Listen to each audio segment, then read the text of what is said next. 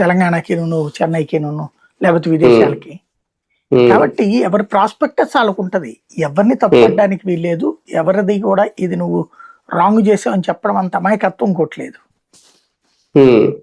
Bharatiya Janata party కూడా correct గా prepare అయింది అనుకోవాలా? కొత్త వాళ్ళకి అవకాశాలు ఇవ్వడం మైనస్ అయిందని ఆ పార్టీలోనే చెప్పుకుంటున్నారట. అదేమన్నా రేపు పొద్దున్న దెబ్బ కొడుతుందా? ఆంధ్రాలో సీనియర్లు అందరికి ఇద్దాం. బీజేపీ ఎన్ని సీట్లు గెలుస్తారో చూద్దాం. ఇండివిజువల్ పోటీ చేయమనండి. కామన్ సెన్స్ ఉండదు బేసిక్. అంటే ఇక్కడైతే లేరు సార్, అక్కడ ఉన్నారంటగా. ఇక్కడ అంటే ఆంధ్రప్రదేశ్ లో అసలు ఎందుకు ఉంటారు?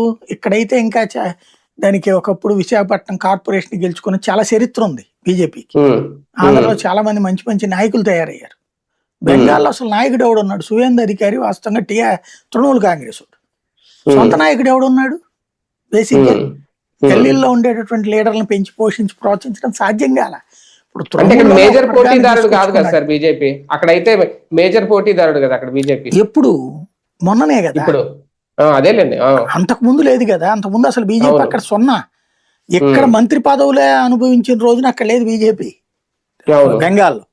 కానీ అప్పటితో పోల్చుకుంటూ ఇప్పుడు అక్కడ ఎదిగింది, ఇక్కడైతే ఎదగలేదు. అన్ఎక్స్పెక్టెడ్ అది. ఇక్కడ వీళ్ళు ఇక్కడ కూడా అట్లాంటిది ఏదో ఒక రావాలి. ఇక్కడ ఎదగడం లేదేమో మరి. అది సమస్య ఏంటంటే ఈ ప్రాంతంలో నాయకులు ఎక్కువ ఉన్నారు, అక్కడ నాయకులు లేరు. అవును, ఇక్కడ కార్యకర్తలు తక్కువ ఉన్నారు, అక్కడ కార్యకర్తలు ఎక్కువ ఉన్నారు. దానికి కారణం ఏంటంటే అక్కడ హిందుత్వ యాంటీ హిందుత్వ కాన్సెప్ట్ వచ్చింది. ఇక్కడ అట్లాంటివి లేవు కదా ఎమోషన్స్. పైగా వీళ్ళే హిందుత్వ సెంటిమెంట్లు వాడేస్తారు కదా. మన సనాతన సారథి గారు అట్లాగే ఈయన కలిసి నడిచిపోతున్నారు అక్కడ. అంటే వాళ్ళ క్రెడిట్ వెళ్ళకూడదు, అది కూడా మనమే కొట్టేయాలి. అంతే ఇక్కడ రాజకీయం రైట్.